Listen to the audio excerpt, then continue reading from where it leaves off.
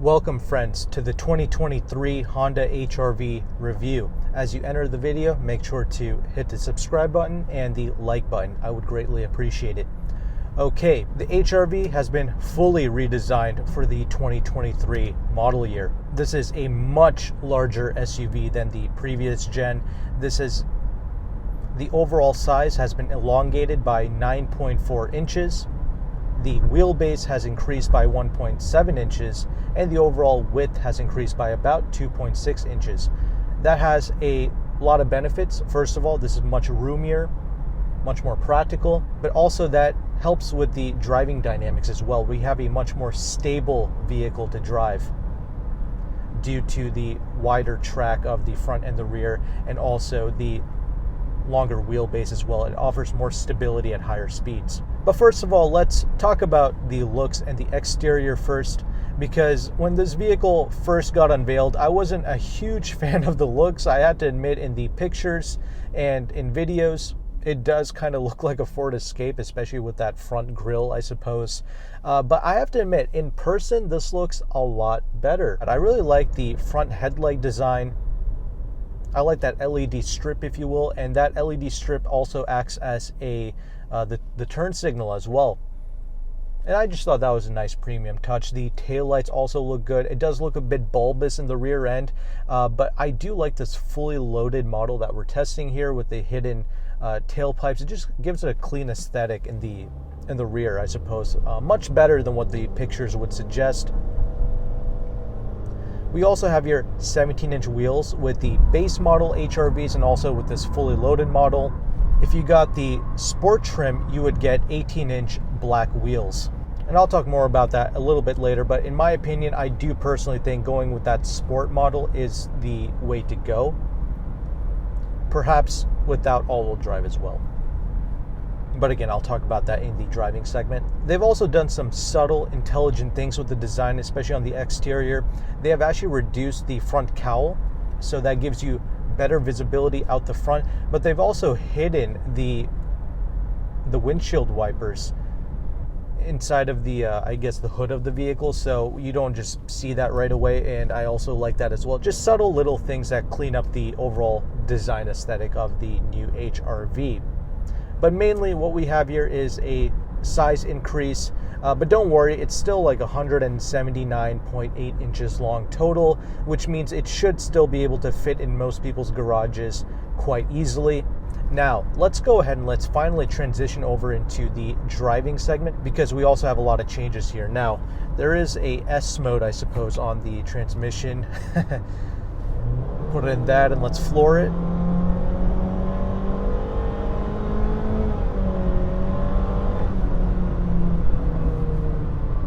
We're not going as fast as you think that we might be going. That's one of the things I want to talk about. We have here an all-new 2-liter naturally aspirated 4-cylinder engine that produces 158 horsepower and 138 pounds-feet of torque. Gone is the old 1.8-liter 4-cylinder in favor of this new 2-liter. This HR-V produces 17 more horsepower and 11 pounds-feet of torque more than the previous gen, and that's fine. That seems like an improvement, and it is, of course. But in the real world, I'm not gonna lie, this machine is rather slow, especially compared to the competition. Even like the Hyundai Kia counterparts, even though they make less horsepower and torque on paper, they actually feel a little bit quicker to drive in the real world, just so you know. But this vehicle more than makes up for it in the handling department. That's why I don't really care about the engine. I'm literally flooring it through these corners, and I can do that because it doesn't make that much power. But the confidence that you have in this HR-V's handling is superb. I mean, they've done things like increasing the wheelbase and the wider track, but they've also improved the chassis of this as well. This is now riding on a new Honda global architecture that's shared with the Honda Civic, the new one. However, it's not just the Honda Civic platform. The rear end of this utilizes some of the previous generation Honda CR-V components, like the rear subframe. We also have here a new independent rear with a multi-link rear suspension. So the previous generation HRV utilized a torsion beam. Gone is the torsion beam in favor of this much better multi-link. And what that means to you, the everyday consumer, is a much better handling and ride quality.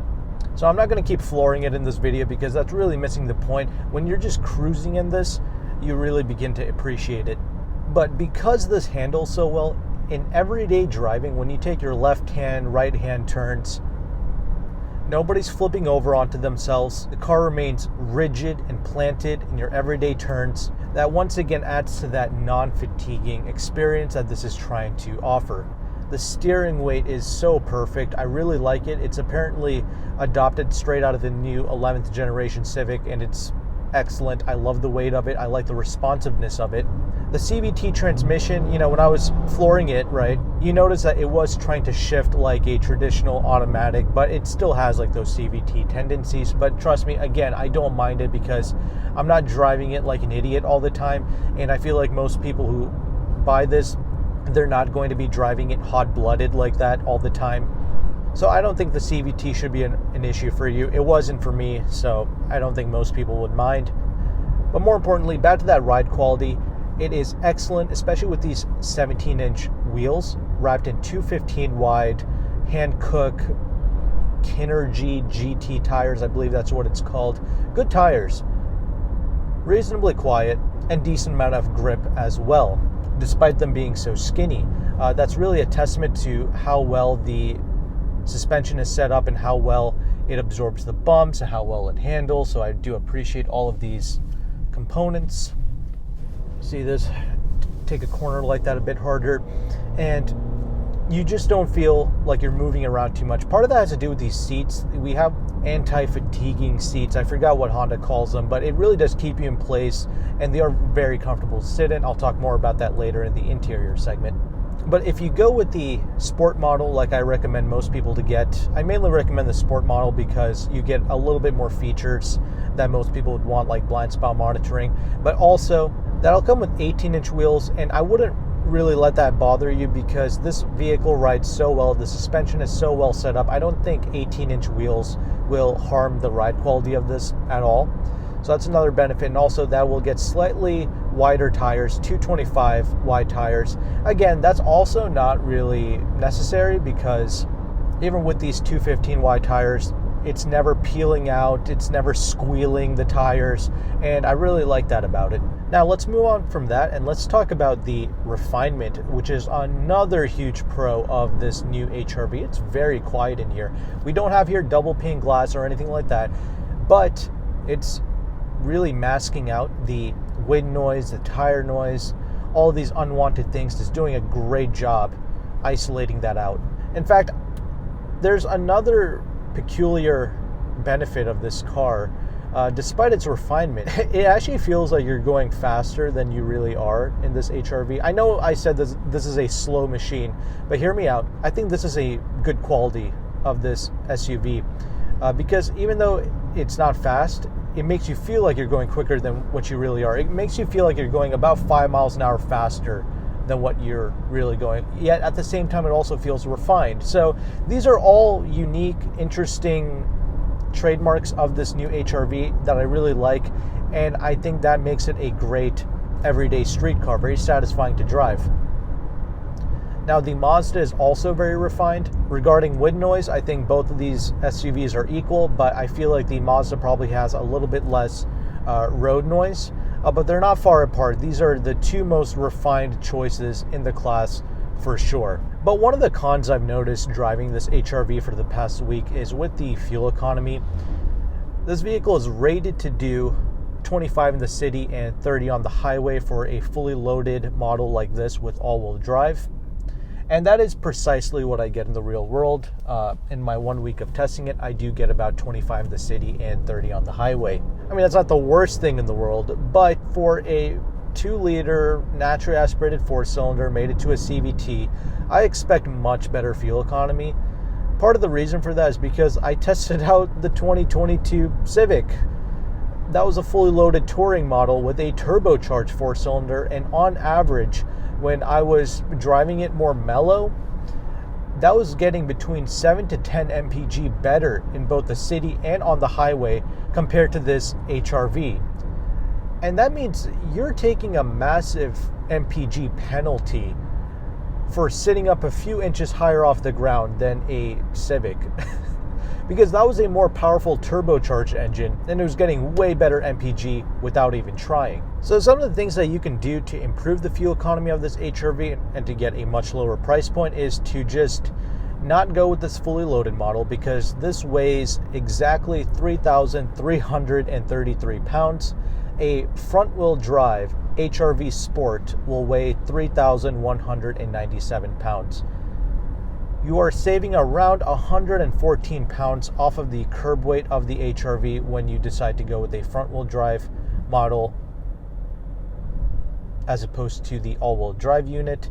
That's something else to keep in mind.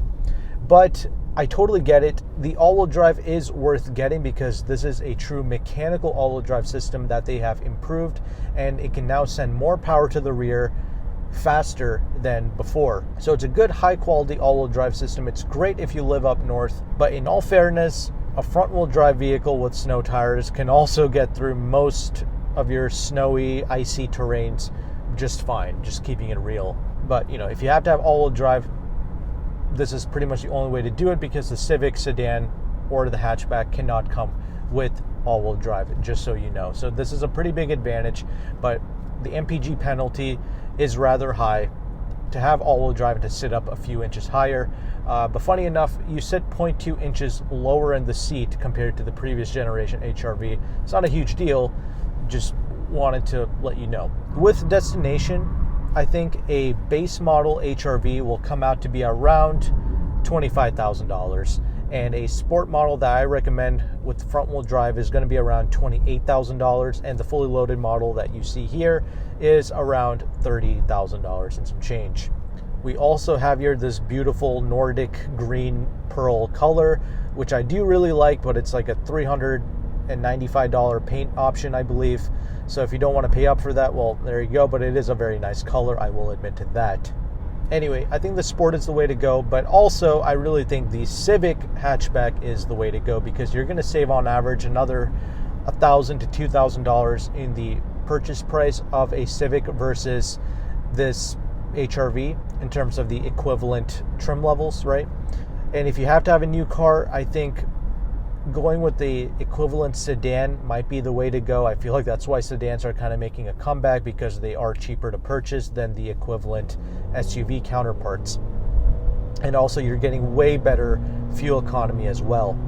Plus they're a little bit more fun to drive. So this craze of sitting up a few inches higher, I just don't think it's worth it to most people, especially since when I sit in this HRV, it just feels like I'm sitting in a sedan anyway. I might as well just save the money and get the Civic hatch, and that will also pretty much come with almost the same amount of trunk room as well as this HRV.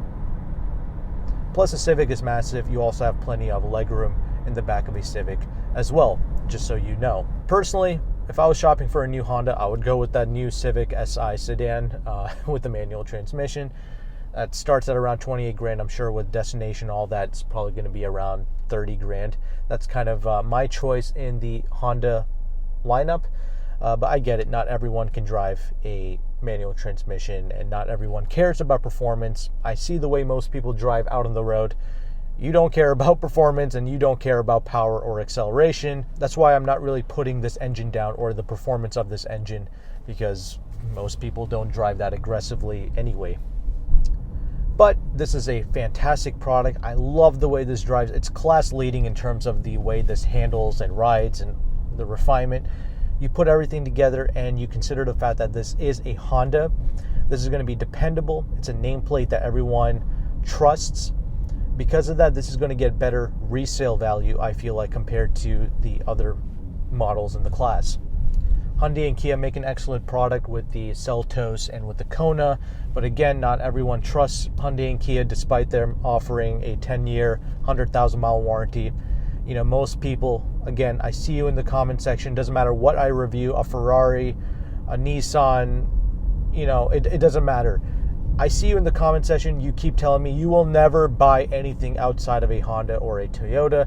People have trap themselves into this low bubble.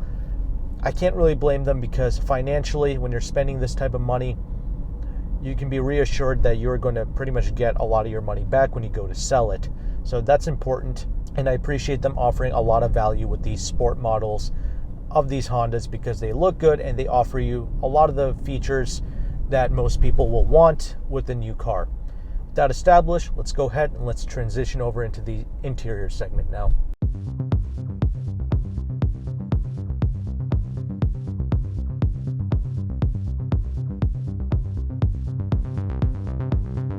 Okay, onto the interior. We do have here keyless entry. Press this button to lock the vehicle. Put your hand behind the handle, open it up to unlock.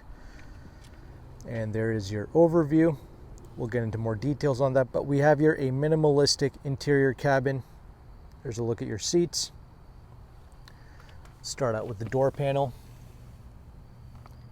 Once again, there's not a whole lot going on, but I appreciate what is going on, and that is padded material right here where your arm rests, and this is actually an area where your knee is going to be touching up against or rubbing up against. So I appreciate the fact that this is a soft touch material.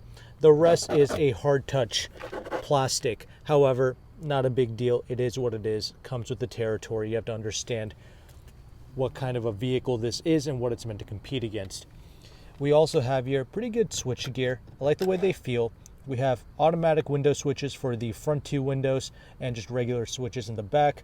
Here's your mirror controls, your lock and unlock, and here is your child lock safety. Here is a look at your door pocket space. You can easily fit a bottle. We also have here the 8-speaker audio system, which I will go into more details on later. But one feature I really like is the fact that they did an interesting design with the door panel where it has like this wavy pattern. And the benefit of that is it will hide some of these kind of scuff marks a little bit better, as you can see. And I really hate those scuff marks that end up being on the plastics of a door card. But in this instance, it's going to be far more reduced because of this material choice. And that was brilliant on their part. Let's talk about these seats here, because we have here the fully loaded EXL model. So you get like these leather seats, if you will. And the other models will get a very comfortable, high quality cloth seat, which I totally don't mind, like these sport models. But I have to admit, these seats, they're very good. These are like some type of anti-fatigue seats. Well done, very comfortable. There is no lumbar support here for the driver. However, the support is still good. I don't mind sitting in this for a long period of time. Let's go ahead and let's step inside now.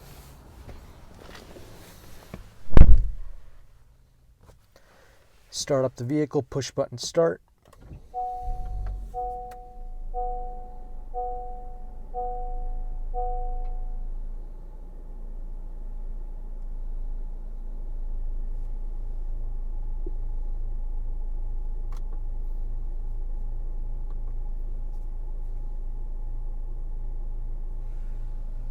And there you have it. And this is what I was talking about with this material right here being soft touch. Your knees are going to be occasionally rubbing up against this. Fortunately, it is soft touch. Same here with this material on the side with the center console. I appreciate that. And let's kind of talk about that here. I do like this big bulbous design going on for the center console. Honda also claims that this is French stitching. Just looks like regular stitching to me, but what do I know, right? It's just kind of going all throughout the cabin space and on the seats as well, and I appreciate it. It's certainly a nice touch. We also have a sunroof with these fully loaded models. Just a normal one, not a panoramic or anything.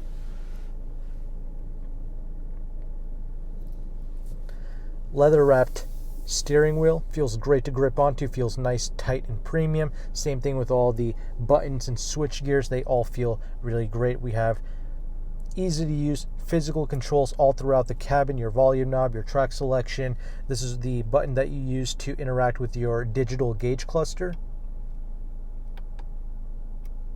Shows you some really good information. Really easy to access. No problems. And this is the all-wheel drive model, like I already mentioned.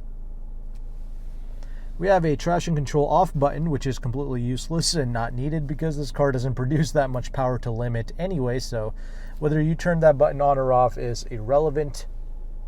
And this is that center console space, that very minimalistic design that we have going on here. And I really like their new air vent design. This is the exact same interior that they have introduced in the Honda Civic, just slightly revised, of course, but this is pretty much that exact same high quality, solid, minimalistic interior that we have come to appreciate in the new Civic. And this is now pretty much competing with the Mazda CX-30 as a premium interior option in the segment. So we have here a switch to control your fan speeds, your temps. I like the fact that this is all separated from the main infotainment screen. We also have here heated seats as well with this fully loaded model. More design choices. What they have done with this new generation of HR-V is they have lowered this cowl. They have lowered this to give you better front visibility. Another thing, this car has a lot of greenhouse, if you will, a lot of windows and things.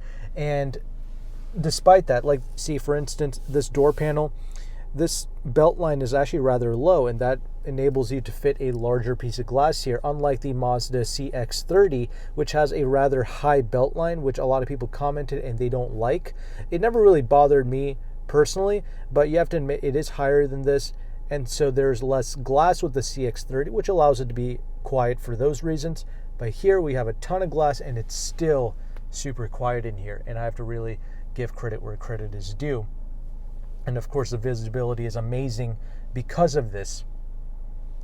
The mirrors do an excellent job. You can see out perfectly, not a problem. We also have your radar cruise control. That's actually standard with all of these HR-V, and it actually works extremely well. Very confidence inspiring. You can use that.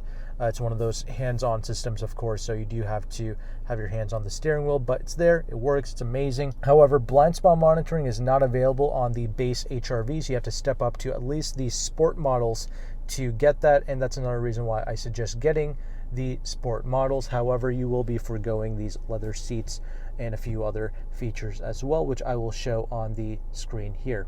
Now, let's talk about this infotainment screen, because this is also another advantage that you get with the EXL or this fully loaded model. You get a 9-inch screen as opposed to the 7-inch screen which comes on the base model and the sport trim levels of the HR-V. And we also have here wireless Apple CarPlay and Android Auto with this 9-inch screen. However, with the 7-inch screens, you actually have to plug in your phone to access your Apple CarPlay and Android Auto. So it is nice to have the wireless system here and a wireless phone charger. But the problem with this wireless phone charger is the fact that when I have my phone here, it actually just slides around, similar to the Lexus NX that I recently tested. So even though this phone charger does work with my iPhone 13 Pro Max with a case on it, it keeps sliding about, which is super annoying. So it doesn't charge because of that, but whatever. It's a place to store your phone, and it's got wireless Apple CarPlay. But I will say this, it's a good screen. I like using it. It's quick to respond, not a problem.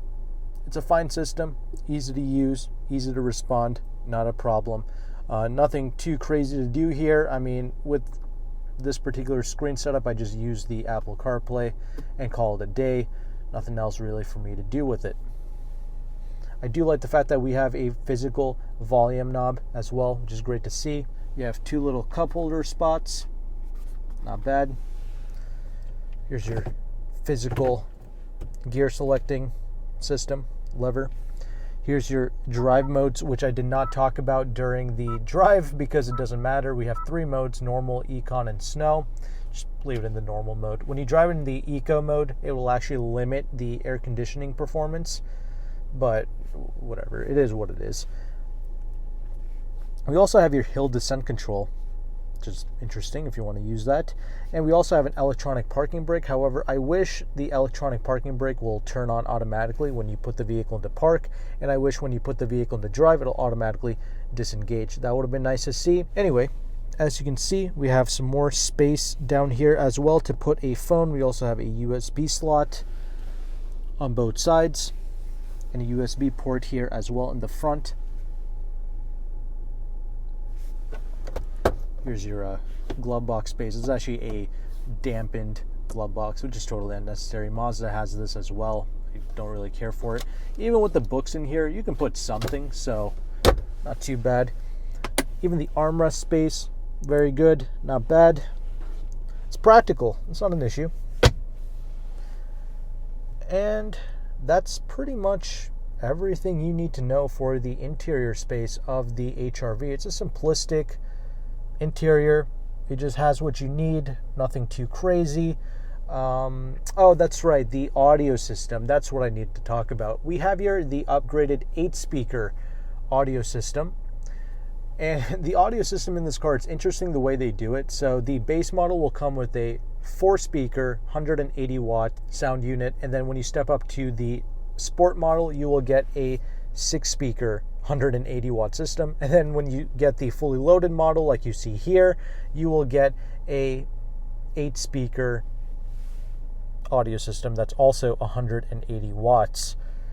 I'm not gonna lie, it sounds okay. Obviously, it's not groundbreaking or anything like that, but it's decent for what it is.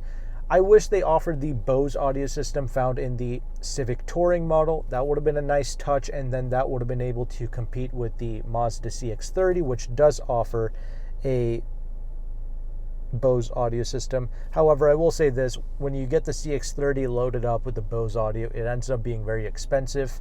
So keep that in mind. This isn't bad for what it is. And as you can see, people can fit in here, no problem. You can be over 6 feet tall, fit in this cabin space, no issues. You have a relatively bezel-less mirror going on here as well.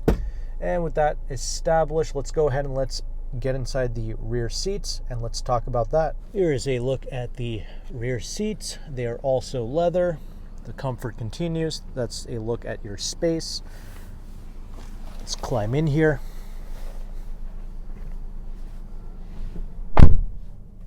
Yeah, very comfortable, not an issue. I am 5'11". The seat is set to my setting. Granted, I do sit a bit closer to the steering wheel than most people my size, but regardless, this is very good. I can certainly push this seat back further and be comfortable, not an issue. You also have a space to put a cell phone here as well, but there's no air vents or buttons or anything else to play with back here.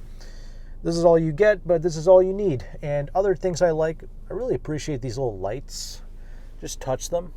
I feel like this is a lot more elegant than what cars used to do in the past, where you had like this big rectangular block and you had like these little buttons that you had to press. This is just a lot more clean in its aesthetic. Once again, seating comfort continues. You still have your stitching, but you don't have a armrest here, which would have been nice to see, honestly. This is such a good space for adults to spend time. You have plenty of leg room and stuff, but we don't have an armrest, is what it is. Interesting design choice, but other things to note sitting back here, we cannot recline these seats, and also gone is the magic seats from the previous generation HRV. What is the magic seats, you might be asking? Well, it was basically where you can fold up these bottom portions to essentially give you a nice long flat cargo space that's easy to load. But in Honda's testing and what they have done with their surveys, they realized that owners weren't even using it. I wouldn't be surprised if most owners didn't even know their car had magic seats in their HRV for their previous generation models. So not a big deal. It was cool in theory, but they claim that getting rid of the magic seats means that you have a more comfortable bottom cushion here and overall seating position without the magic seats. So I believe it. I didn't really care for it. I think you have enough space in the trunk for pretty much all your needs. So let's go ahead and let's take a look at the trunk now. We do not have an electronic tailgate in the rear. It's actually a physical one. You have to press the button to open it, but here's your space. Not bad. I mean, I feel like about the same, if not slightly bigger than the CX-30 trunk space, but this is, I believe, 24.4 cubic feet. You can lift up these little panels and that will reveal to you some more storage. And underneath this, fortunately, we have here a spare tire. So I really appreciate seeing that. You can also fold down these seats 60-40, no problem. They will lay flat.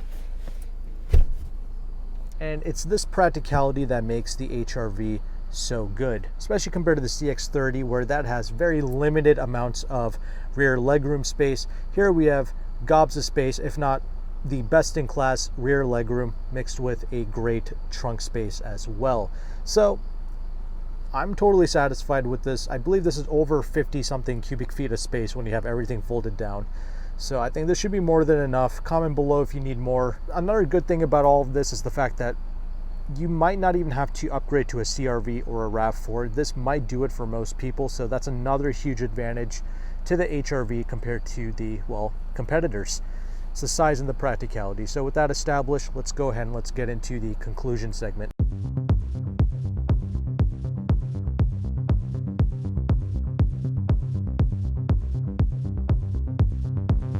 Okay, conclusions with this 2023 Honda HRV. As you saw from my driving and interior segments, this is a machine that I really like, appreciate, and can really recommend to a lot of families. The target demographic for a new HRV is supposed to be the Gen Zennials, as Honda likes to call them. So millennials, Gen Z, etc., as one of their first cars, or one of the cars that they buy when they get their first job, etc. And is that the case? I mean, I feel like with young people, like in the 20s and early 30s, it's either they have a $500 budget for a car, or they have like Lamborghini Huracan budget for a new car. I mean, it's like, I feel like there's no in between almost. It's either they're flexing ultra hard or they have like next to nothing.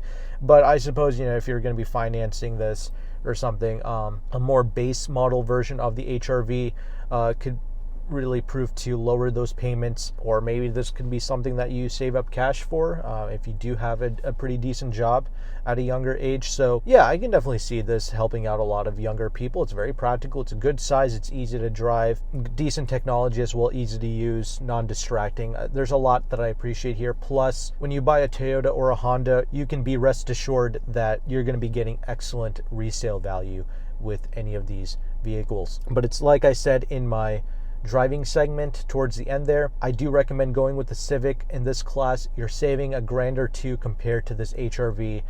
You lose out on all-wheel drive and you're not sitting quite as high, but it drives a lot better. It gets way better fuel economy. It can come with a manual transmission if you're into that.